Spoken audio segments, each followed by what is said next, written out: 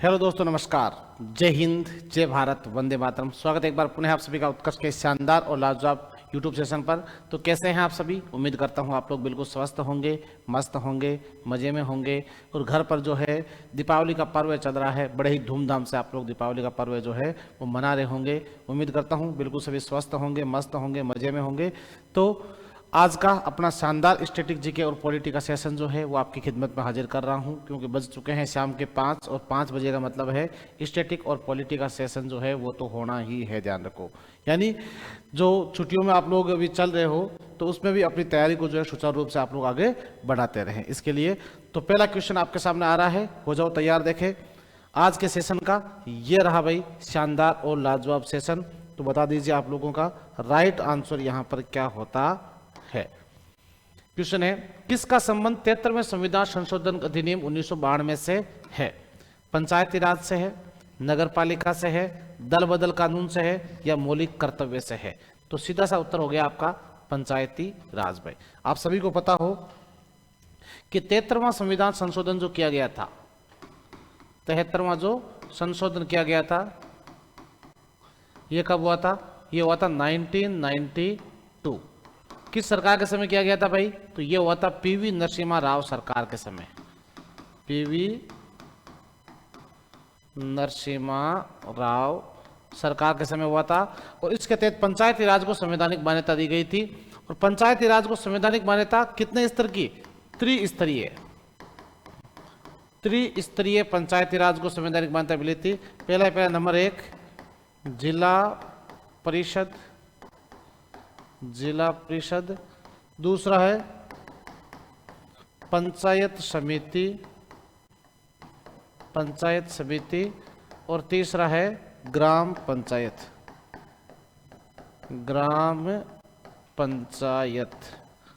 ये 3 स्तर। सबसे बड़ा स्तर कौन सा है? जिला परिषद है, और सेकंड है पंचायत समिति, तीसरा है ग्राम पंचायत, सबसे छोटा स्तर है ग्राम पंचायत। टोटल कितने विषय जोड़े गए थे इसको लेकर के? तो इसको लेकर विषय जोड़े गए थे भाई 29। आप सभी को सबसे इंपॉर्टेंट बात क्या ध्यान रखनी है, वो ये रखनी है कि किस समिति की सिफारिश पर पंचायती राज को त्रिस्तरीय किया गया था? तो बलवंत राय मेहता समिति। भाई बलवंत राय मेहता समिति की सिफारिश पर पंचायती राज को त्रिस्तरीय किया गया था। जबकि पंचायती राज को द्विस्तरीय करने की मांग किसने की थी कि पंचायती राज के 2 स्तर हो? द्विस्तर जो है यह कहा था अशोक मेहता समिति ने। अशोक मेहता समिति। और एक पॉइंट इसमें और ध्यान रखना है आपको, वो ये कि पंचायती राज का पहली बार उद्घाटन कब हुआ था? तो पंचायती राज का फर्स्ट टाइम जो उद्घाटन हुआ था वो हुआ था 2 अक्टूबर 1959 ईस्वी को। किसके द्वारा? पंडित जवाहरलाल नेहरू के द्वारा किया गया था। कहां पर किया गया था?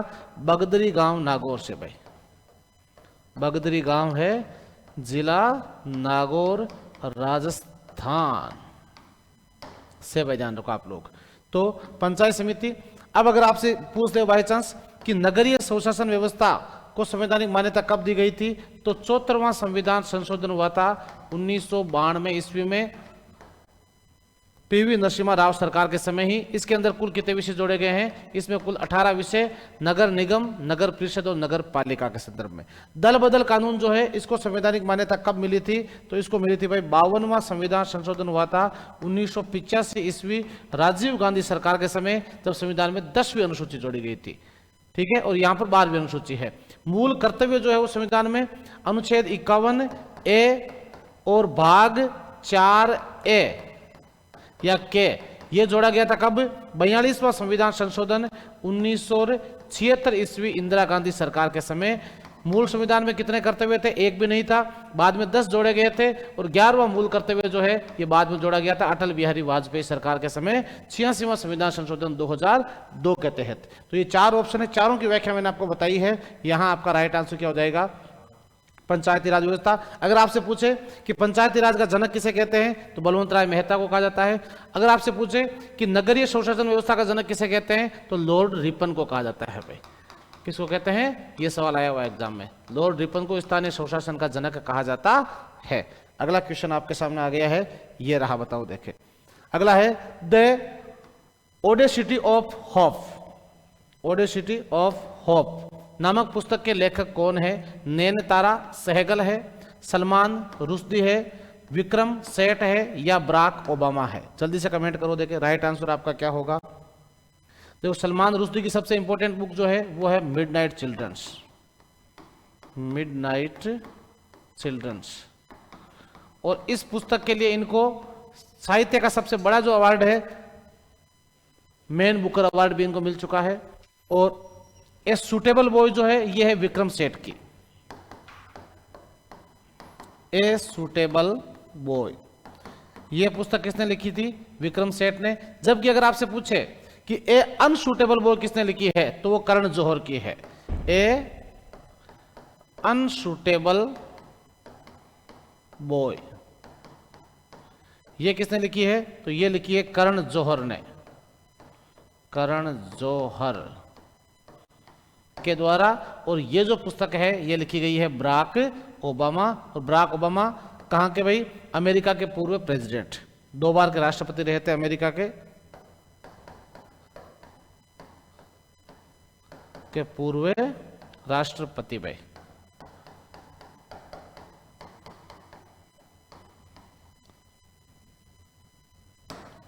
तो यहां आपका राइट आंसर क्या हो गया है? डी, बराक ओबामा आपका यहां पर बिल्कुल करेक्ट आंसर हो गया है। अगला प्रश्न ये रहा, बताओ देखें नेक्स्ट। निम्नलिखित में से किस समिति की अनुशंसा पर अनुसूचित क्षेत्रों में पंचायती राज का विस्तार अधिनियम 1996 में आईपीएस बनाया गया था? यानी पंचायती राज के विस्तार को लेकर के एक समिति बनाई गई थी, अनुसूचित क्षेत्रों को पंचायत राज। तो किस समिति की सिफारिश पर? दलीप सिंह भूरिया समिति की सिफारिश, दया चौबे समिति की सिफारिश, पीके थुंगन समिति या जीवी के गणेश वासुदेव जीवी के राव समिति? ध्यान रखो आप लोग। तो यहां आपका राइट आंसर है। समितियों को लेकर कई बार पूछते हैं सवाल, तो ए आपका यहां पर बिल्कुल करेक्ट आंसर हो जाएगा। जैसे एक तो सरदार स्वर्ण सिंह समिति बहुत बार पूछी गई है भाई, सरदार स्वर्ण सिंह समिति। अगर हमसे पूछे ना कि किस समिति की सिफारिश पर 42वां संविधान संशोधन हुआ था, जो आज तक का सबसे बड़ा संशोधन है, तो आपका उत्तर क्या हो जाएगा? सरदार स्वर्ण सिंह समिति की सिफारिश पर जो है 42वां संविधान संशोधन 1976 ईस्वी इंदिरा गांधी सरकार के समय किया गया था भाई। ध्यान रखो आप लोग।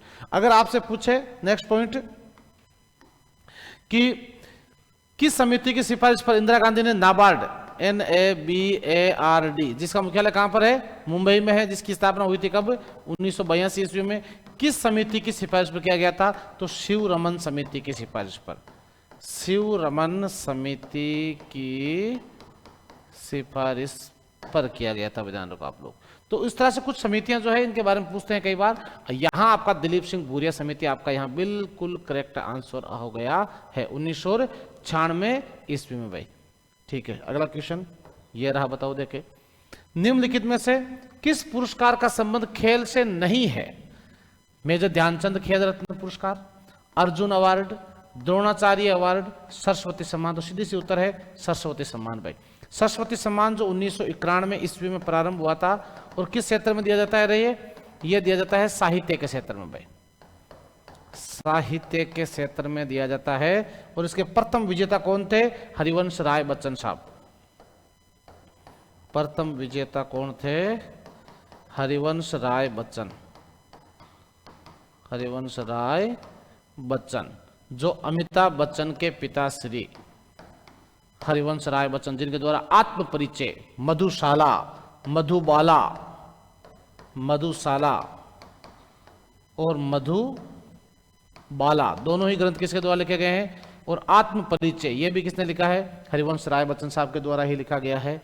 हाँ, अंधेरा ढक ले सूरज को तो उजाले की खता क्या है, और लगी हो सेंध दीवारों पर तो फिर ताले की खता क्या है। किसी के रूप की मदिरा नशे से भी नशीली हो, कोई इसे पीकर मर जाए तो फिर इसमें प्याले की खता क्या है। ये मधुशाला का ही श्लोक है, ध्यान रखो आप लोग। उनकी जो सबसे फेमस रचना जो रही वो रही थी कि लहरों से डरकर नौका पार नहीं होती और कोशिश करने वालों की कभी हार नहीं होती। कि नन्ही चींटी जब चढ़ती है दाना लेकर, चढ़ती दीवारों पर 100 बार फिसलती है, चढ़कर गिरना, गिरकर संभलना ना अखरता है, और आखिर उसकी मेहनत बेकार नहीं होती, क्योंकि कोशिश करने वालों की कभी, लिख दो कमेंट बॉक्स में देखे, हार नहीं होती। और दुबकियां सिंधु में गोताखोर लगाता है, और जा जाकर खाली हाथ लौट आता है। मिलते नहीं सहज ही मोती गहरे पानी में, लेकिन मुट्ठी उसकी खाली हर बार नहीं होती, क्योंकि कोशिश करने वालों की कभी हार नहीं होती। अंतिम पद है कि असफलता एक चुनौती है, इसे स्वीकार करो। यह सफलता एक चुनौती है, इसे स्वीकार करो। क्या कमी रह गई देखो और सुधार करो। जब तक न सफल हो नींद चैन को त्यागो तुम, संघर्ष का मैदान छोड़कर मत भागो तुम। कुछ किए बगैर यूं ही जय जयकार नहीं होती, और कोशिश करने वालों की कभी हार नहीं होती। किसकी है भाई? हरिवंश राय बच्चन साहब की रचना है। अब आपको ध्यान रखना है कि मेजर ध्यानचंद खेल रत्न पुरस्कार जो है मेजर ध्यानचंद खेल रत्न पुरस्कार, ध्यानचंद खेल रत्न अवार्ड, ये जो अवार्ड है ये भारत में खेल के क्षेत्र में दिया जाने वाला सबसे बड़ा पुरस्कार है। खेल के क्षेत्र का सबसे बड़ा पुरस्कार है, जो प्रारंभ कब हुआ था? 1991 ईस्वी में हुआ था, और 1991 में इसका नाम था राजीव गांधी खेल रत्न पुरस्कार। ध्यान रखो आप लोग। और राजीव गांधी से इसका नाम चेंज कब हुआ था? 2021 ईस्वी में नाम बदलकर क्या रख दिया गया था? मेजर ध्यानचंद खेल रत्न पुरस्कार रख दिया। जिसमें कितनी धनराशि दी जाती है रे? तो इसके अंदर धनराशि दी जाती है 25 लाख रुपए, 25 लाख रुपए। और हॉकी के जादूगर मेजर ध्यानचंद जी की याद में यह अवार्ड दिया जाता है। 29 अगस्त को इसीलिए जो है मेजर ध्यानचंद जी का जन्म दिवस जो है राष्ट्रीय खेल दिवस के रूप में मनाया जाता है भाई, राष्ट्रीय खेल दिवस के रूप में मनाते हैं। और अगला पॉइंट कि प्रथम विजेता कौन थे इसके? तो इसके जो प्रथम विजेता थे वो थे विश्वनाथ आनंद, शतरंज के विश्वनाथ आनंद। दशकीय श्रेष्ठ प्रदर्शन के लिए दिया जाता है वैसे। और 2024 में किसको दिया गया था? सात्विक और चिराग की जोड़ी को भाई, बैडमिंटन के सात्विक और चिराग को 2024 में अवार्ड दिया गया है। अर्जुन अवार्ड खेल के क्षेत्र में दिया जाता है, जो 1961 ईस्वी में प्रारंभ हुआ था, और इसमें धनराशि दी जाती है 15 लाख रुपए पे। और द्रोणाचार्य अवार्ड खेल के क्षेत्र में कोच को दिया जाने वाला सबसे बड़ा अवार्ड है, इसमें भी धनराशि 15 लाख रुपए दी जाती है। तो तीनों का संबंध खेल से हो गया। सरस्वती सम्मान का संबंध है साहित्य से। तो यहां आपका राइट आंसर भी क्या हो जाएगा भाई? डी आपका यहां पर बिल्कुल करेक्ट आंसर हो गया है। कंप्लीट है सभी के। अच्छा क्वेश्चन है भाई, ध्यान रखना आप लोग। नेक्स्ट क्वेश्चन ये रहा, बताओ देखे। ओराव जनजाति किस राज्य से संबंधित है? राजस्थान से है, मध्य प्रदेश से है, झारखंड से है, या फिर नागालैंड से है? जैसे एक मिनट बताओ जल्दी से देखें कि ओराव जनजाति जो है उसका संबंध किस राज्य से है?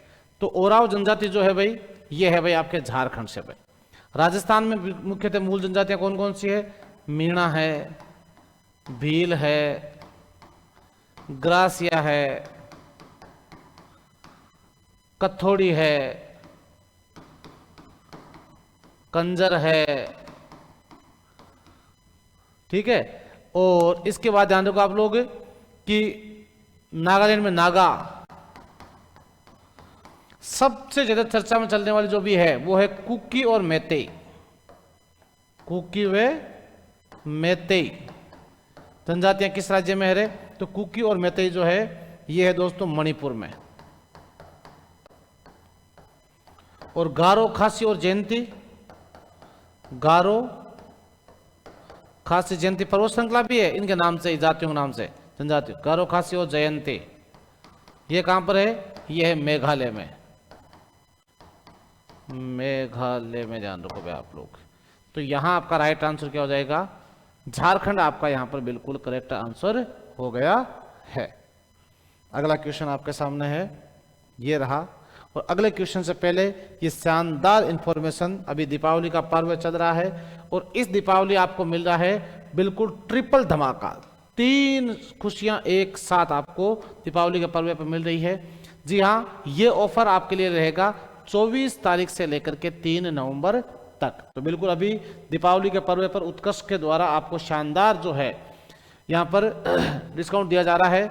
उत्कर्ष के सभी जो कोर्सेज है डिफेंस, रेलवे, एसएससी,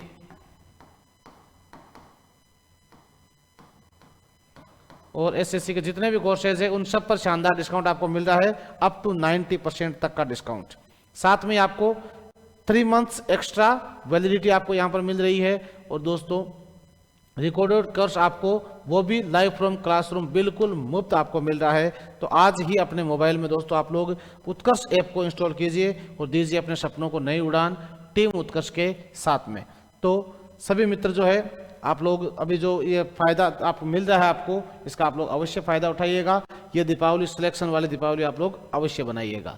अगला क्वेश्चन आ गया है आपके सामने, ये रहा कि माइकल एंजेलो और लियोनार्डो दा विंची किस देश के विख्यात चित्रकार हुए थे? ध्यान रखो, स्पेन के हुए थे, जर्मनी के हुए थे, इटली के हुए थे या फिर फ्रांस के हुए थे? बताओ देखे, लियोनार्डो दा विंची और Michelangelo. Michelangelo last supper प्रमुख कौन सा था? Last supper, last judgement. और लियोनार्डो दा विंची, इनका तो आपको सभी को पता ही है, जैसे सबसे बड़ा जो चित्र है इनके द्वारा जो बनाया गया था मोनालिसा का। मोनालिसा, भारत की मोनालिसा किसे कहते हैं? बनी ठनी को। और बनी ठनी को मोनालिसा किसने कहा था? तो ये कहा था एरिक डिक्सन ने। किसने कहा था? एरिक डिक्सन ने के द्वारा कहा गया था।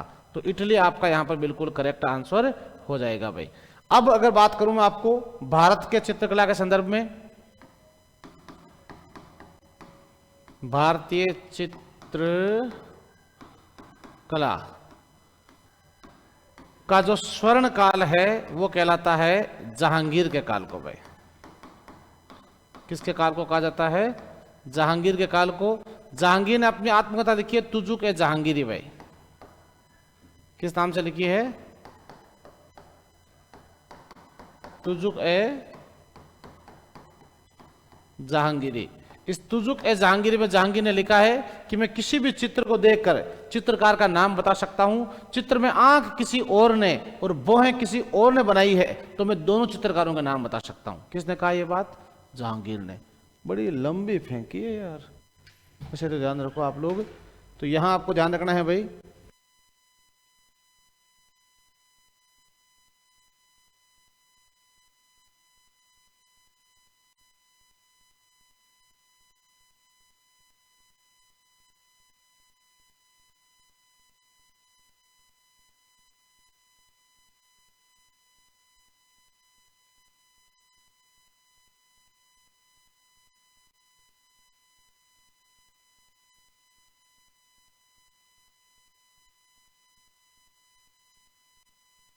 हाँ तो ध्यान रखो भाई आप लोग। इटली, इटली की राजधानी कहां पर है? रोम। यूरोप का भारत बोलते हैं इटली को। और यहाँ रोम किस नदी किनारे है? टाइबर नदी के किनारे। और यहाँ की मुद्रा है लीरा। फ्रांस की राजधानी पेरिस, जो विश्व का सबसे सुंदर नगर है, सीन नदी के किनारे बसा हुआ है। और मुद्रा है यहाँ की फ्रैंक या यूरो।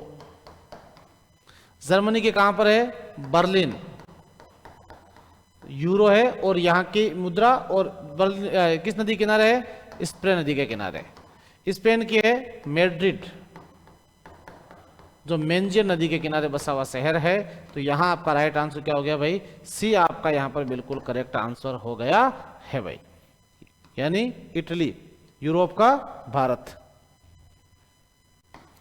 अगला क्वेश्चन आ गया आपके सामने, ये रहा, बताओ देखे, ये किस अनुच्छेद में कहा गया है? इस अनुच्छेद के उपबंधों के अधीन रहते हुए संघ के लिए एक लोक सेवा आयोग और प्रत्येक राज्य के लिए एक लोक सेवा आयोग होगा।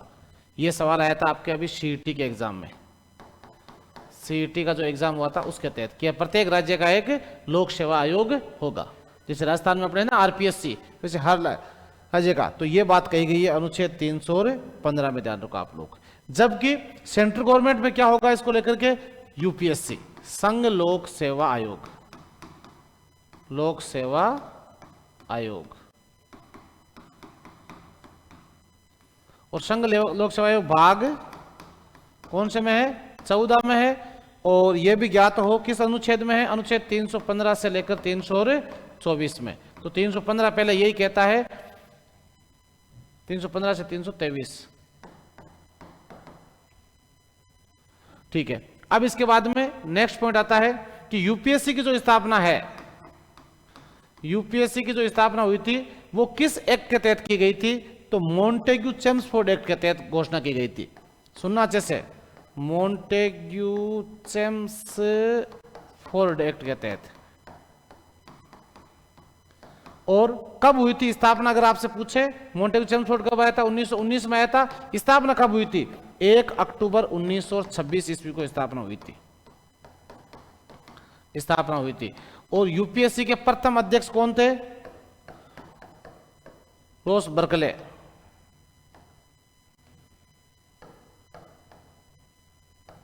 बर्कले। और वर्तमान में कौन है, प्रीति सूदन भाई, याद रखना, प्रीति सूदन।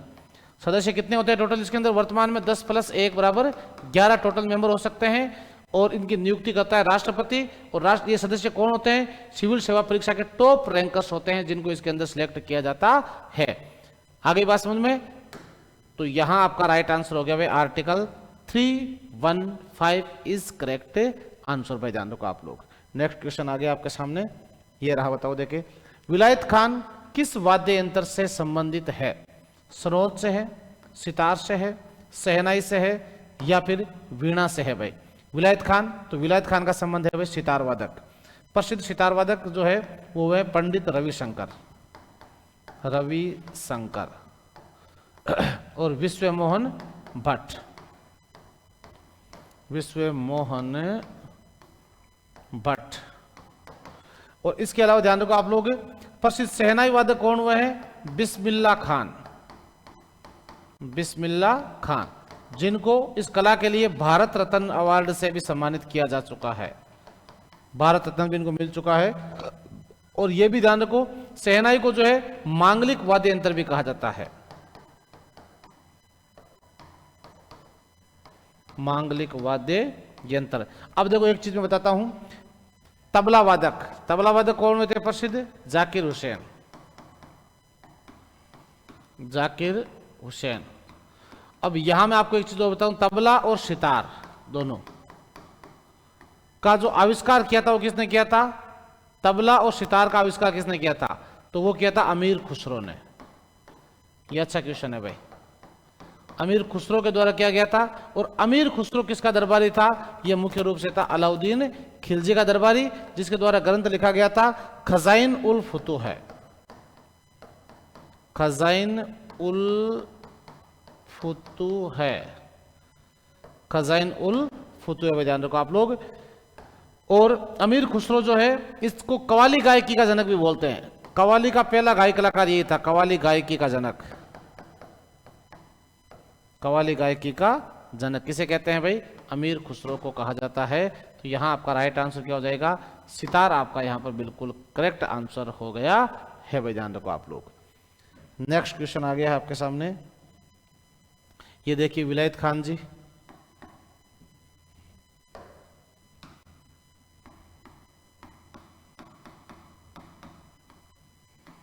विलायत खान जी, ये देखो सितार वाद्य यंत्र कैसा होता है, आप लोग देख सकते हैं आराम से। कंप्लीट है बिल्कुल, एक एक क्वेश्चन की स्पेशल तरीके से पूरी व्याख्या आपको लिखनी ही है भैया। अगला क्वेश्चन आ गया है, ये रहा, बताओ देखे। हिंदी को राजकीय भाषा कार्यालय की भाषा कब घोषित किया गया था, अच्छा क्वेश्चन है ये। राजभाषा नहीं पूछ रहा हूं मैं, राजकीय भाषा की कब दर्जा मिला था, 26 जनवरी 1960 को, 1962 को, 1963 को, या फिर 1965 ईस्वी को। आपको ध्यान रखो आप लोग, देखो हिंदी जो है, पहले अगर आपसे पूछे कि हिंदी को राजभाषा का दर्जा कब मिला था, तब तो आपका उत्तर हो जाएगा 14 सितंबर 1949 ईस्वी को। इसीलिए अपन 14 सितंबर को कौन सा दिवस मनाते हैं, राष्ट्रीय हिंदी दिवस पे, हिंदी दिवस के रूप में मनाते हैं। फिर हिंदी को, ये कार्यालय की जो लैंग्वेज अपनी क्या रहेगी, हिंदी रहेगी। ये बात संविधान सभा द्वारा कब स्वीकार की गई थी? 1965 ईस्वी में स्वीकार हुई थी भाई। ये कब हुई थी? 26 जनवरी 1965 ईस्वी को। ठीक है, 1965 ईस्वी में भारत के प्रधानमंत्री कौन थे रे? तो 26 जनवरी 1965 को भारत के प्रधानमंत्री थे लाल बहादुर शास्त्री जी की सरकार के समय। 1964 से 1966 थे लाल बहादुर शास्त्री जी की सरकार ने जो है राजभाषा के रूप में हिंदी को स्वीकार किया था भाई। 1962 में भारत और चाइना के बीच में युद्ध हुआ था। 1960 में सिंधु जल समझौता हुआ था। ध्यान रखना सारे ये पॉइंट्स जो मैंने आपको कई बार बता चुका हूं मैं। तो डी आपका यहाँ पर बिल्कुल करेक्ट आंसर हो गया है। हिंदी राजभाषा का दर्जा, राजभाषा का प्रावधान संविधान के किस भाग में है रे? भाग 17 में, भाग 17 में। और वैसे संविधान की किस अनुसूची में भाषाओं का प्रावधान है? 8वीं अनुसूची में। ध्यान रखना 8वीं अनुसूची में। संवैधानिक मान्यता प्राप्त कितनी भाषाएं हैं? मूल संविधान में 14 भाषाएं थी, वर्तमान में है 22 भाषाएं जिनको संवैधानिक मान्यता दी गई है। अगला क्वेश्चन, यूरो कप का संबंध किस खेल से है भाई? ध्यान रखो, जल्दी कमेंट करो। यूरो कप का संबंध किस खेल से है? हॉकी से है, फुटबॉल से है, रग्बी फुटबॉल से है, या फिर क्रिकेट से है भाई? यूरो कप का संबंध, तो यूरो कप जो है ये है भाई फुटबॉल से संबंधित। किससे है? फुटबॉल। फुटबॉल विश्व का सबसे लोकप्रिय गेम है, जिसकी सबसे बड़ी ट्रॉफी होती है FIFA, federation international D football association. ध्यान रखो आप लोग। इसके अलावा फुटबॉल में होती है संतोष ट्रॉफी। संतोष ट्रॉफी भी किसमें है? भारत में फुटबॉल से है। ध्यान रखो आप लोग। और हीरो कप का संबंध भी किससे है? हीरो कप ये भी फुटबॉल से है। ध्यान रखो आप लोग। और Nehru golden cup, Nehru golden cup जो है ये भी भारत में फुटबॉल संबंधित है।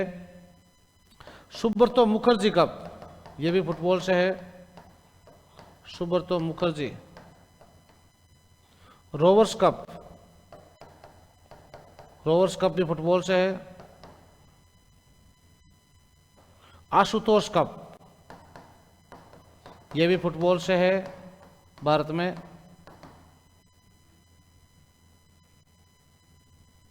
डूरंड कप ये सभी जो है किससे हैं भाई? फुटबॉल खेल से संबंधित है। इसके बाद में हॉकी में जो सबसे बड़े जो कप है वो है आगा खां कप। ध्यान रखो आप लोग। दूसरा है Rangaswami, Rangaswami cup. Indira cup,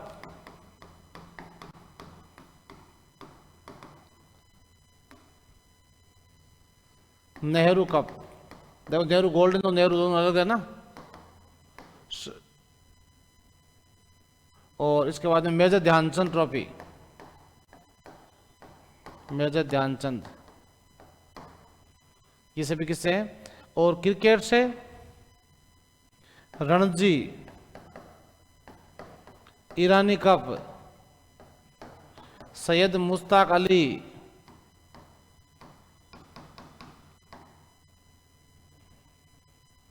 Dilip trophy,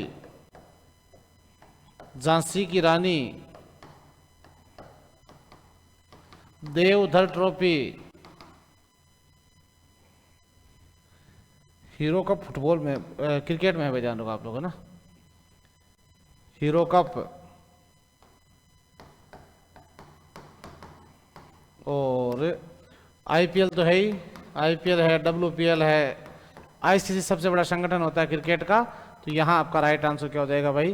football आपका यहाँ पर बिल्कुल करेक्ट आंसर हो गया है। कंप्लीट है सभी के।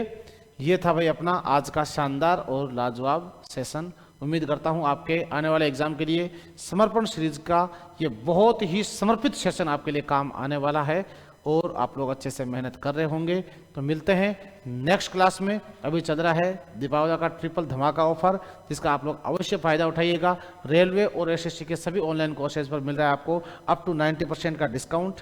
साथ में आपको 3 मंथ्स एक्स्ट्रा वैलिडिटी के साथ में मिल रहा है स्टूडियो से लाइव फ्रॉम क्लासरूम आपको बीएसपी मिल रहा है, तो आप लोग इसका अवश्य फायदा उठाइएगा। मिलते हैं अगली क्लास में, तब तक दीजिए आप लोग मुझे इजाज़त। सभी को जय हिंद, जय भारत, वंदे मातरम।